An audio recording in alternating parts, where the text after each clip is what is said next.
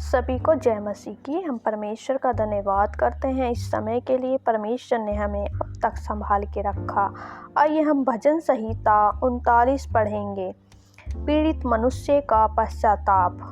जब कोई मनुष्य किसी रोग से पीड़ित होता है और वह परमेश्वर के समीप जाता है तो अपने पापों का पश्चाताप करता है।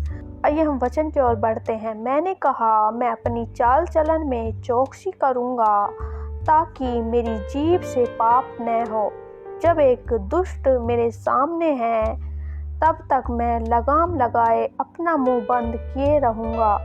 मैं मौन धारण कर गूंगा बन गया और भलाई की ओर से भी चुप्पी साधे रहा और मेरी पीड़ा बढ़ गई। मेरा हृदय अंदर ही अंदर जल रहा था। सोचते सोचते आग भड़क उठी। तब मैं अपनी जीभ से बोला, उठ हे यहोवा, ऐसा कर कि मेरा अंत मुझे मालूम हो जाए और यह भी कि मेरी आयु के दिन कितने हैं, जिससे मैं जान लूं कि मैं कैसा अनित्य हूँ।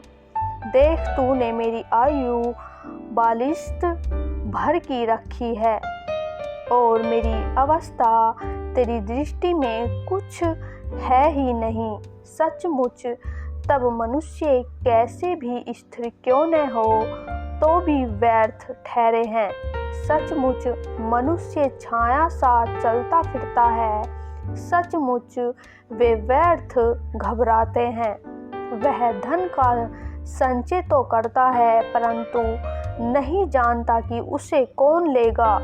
अब हे प्रभु, मैं किस बात की बाट जो हूँ, मेरी आशा तो तेरी ओर लगी है। मुझे मेरे सब अपराधों के बंधन से छुड़ा ले। मूंड मेरी निंदा न करने पाए। मैं गूंगा बन गया और मुंह न खोला, क्योंकि यह काम तू ही ने किया है।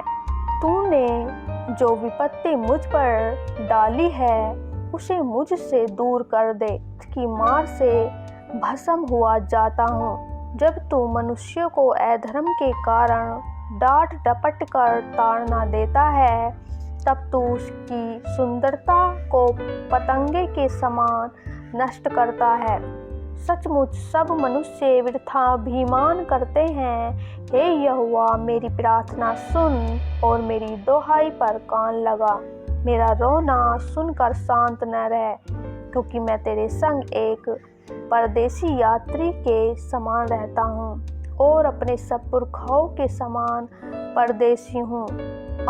इससे पहले कि मैं यहाँ से चला जाऊँ और न रह जाऊँ, मुझे बचा ले, जिससे मैं प्रदीप्त जीवन प्राप्त करूं। आमीन। सच में मेरे प्रिय भाई बहनों, भजन संहिता 39 में वचन कहता है, मैंने कहा, मैं अपनी चाल चलन में चौकसी करूंगा ताकि मेरी जीभ से पाप न हो। जब तक दुष्ट मेरे सामने है तब तक मैं लगाम लगाए अपना मुंह बंद किए रहूंगा। यहाँ राजा दाऊद कहते हैं और परमेश्वर के सामने अपने पापों का पश्चाताप करते हैं और कहते हैं कि मैं अपने चाल चलन में चौकसी करूंगा और अपनी जीभ को पाप होने से रोके रहूंगा। और जब तक दुष्ट मेरे सामने हैं मैं अपने मुंह पर लगाम लगाए रहूंगा, मुंह बंद किए रहूंगा। हालेलुया। ठीक हमें भी उसी प्रकार यदि हमारे सामने दुष्ट है तो हमें अपने मुंह पे लगाम लगानी है, अपने मुंह को बंद रखना है, अपनी जीभ को पाप से बचाना है। हालेलुया। आयत 2 में लिखा है, मैं मौन धारण कर गूंगा बन गया और भलाई की ओर से भी चुप्पी साधे रहा और मेरी पीड़ा बढ़ गई। मेरा हृदय अंदर ही अंदर जल रहा था। सोचते सोचते आग भड़क उठी। तब मैं अपनी जीभ से बोल उठा। जब हम और बुराइयों से दूर जाते हैं तब हमारे हृदय में किसी के प्रति ऐसा कुछ होता है कि हम अंदर ही अंदर सोचते हैं और एक आग सी भड़क उठती है। और जब हमारे अंदर एक आग सी भड़कती है किसी के प्रति तो हमारी जीभ बोल उठती है। इसलिए हमें अपनी जीभ पे लगाम देना है। आयत 4 में लिखा है, यहोवा ऐसा कर कि मेरा अंत मुझे मालूम हो जाए। वचन कहता है कि मेरे परमेश्वर तू मेरे साथ ऐसा कर जिससे मेरा जो अंत है वो मुझे मालूम हो जाए कि मेरा अंत कैसा होने वाला है, मेरी आयु के दिन कितने हैं, मैं जान लूं कि मैं कैसा अनित्य हूँ। आयत 5 में लिखा है, देख तूने मेरी आयु 42 भर की रखी है और मेरी अवस्था तेरी दृष्टि में कुछ भी नहीं है। मेरी अवस्था तेरी दृष्टि में कुछ भी नहीं है और सचमुच सब मनुष्य कैसे भी स्थिर क्यों न हो तो भी व्यर्थ ही ठहरेंगे। और कुछ लोग होते हैं कि धन का संचय करते हैं परंतु उन्हें ये नहीं पता होता कि जो धन उनके पास है उसे कौन लेगा। आयत 7 में लिखा है, अब हे प्रभु मैं किस बात की बाट जोहूं, मेरी आशा तो तेरी ओर लगी है। तो आयत 7 में राजा दाऊद कहते हैं, अब हे प्रभु मैं किस बात की बाट जोहूं, मेरी आशा तो परमेश्वर सिर्फ और सिर्फ तुझ पर है। हालेलुया। मुझे मेरे सब अपराधों के बंधन से छुड़ा ले, मूढ़ मेरी निंदा न करने पाए। जो भी मैंने अपराध किए हैं उन अपराधों से मेरे यहोवा परमेश्वर मुझे छुड़ा ले, मुझे मेरे सब अपराधों के बंधन से छुड़ा ले मेरे खुदा। जो मेरी निंदा करते हैं वे मेरी निंदा ना करने पाए, मुझे हर पाप से बचा ले। मैं गूंगा बन गया और मुंह न खोला क्योंकि यह काम तो ही ने किया है। सच में हमें गूंगा बन जाना है, हमारा परमेश्वर हमारी ओर से बोलता है, जो विपत्ति मुझ पर डाली है उसे मुझसे दूर कर दे क्योंकि मैं तो तेरे हाथ की मार से भस्म हुआ जाता हूँ।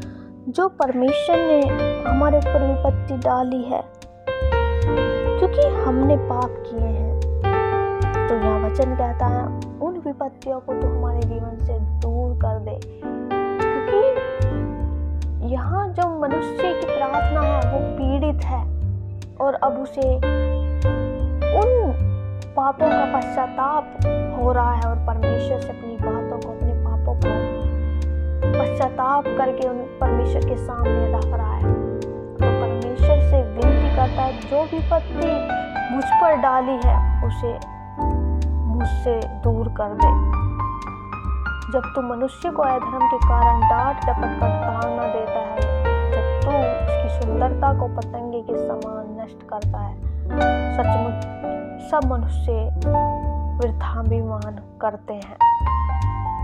हालेलुया। हे यहोवा मेरी प्रार्थना सुनो और मेरी दुहाई पर कान लगाओ, मेरा रोना सुनकर शांत न रहे क्योंकि मैं तेरे संग एक परदेसी यात्री के समान रहता हूँ और अपने सब पुरखाओं के समान परदेशी हूँ। जैसे मेरे पुरखा परदेसी थे मैं भी उनके समान परदेसी हूँ क्योंकि वे भी आए और एक परदेसी के समान ही इस दुनिया में रहे और चले गए। ठीक उसी प्रकार प्रभु आप मेरी प्रार्थना सुने, मेरी दुहाई पर कान लगाए, मेरे रोने को सुने और मेरी प्रार्थना को सुनकर आप शांत ना रहे मेरे खुदावन, क्योंकि मैं तेरे संग एक परदेशी। तो हमें उसी तरह इन वचनों में जैसे मनुष्य ने जो रोगों से पीड़ित था पश्चाताप किया, हमें परमेश्वर के सामने अपने पापों का पश्चाताप करना है। हालेलुया। और वचन कहता है मुझे बचा ले जिससे मैं परदीप्त जीवन प्राप्त करूं, जिससे मैं पूरा जीवन प्राप्त कर सकूं जो परमेश्वर ने मेरे लिए रखा है। तो मैं आशा करती हूँ परमेश्वर के वचन को पढ़े जाने के लिए परमेश्वर आपको बहुत आशीष दे। आमीन।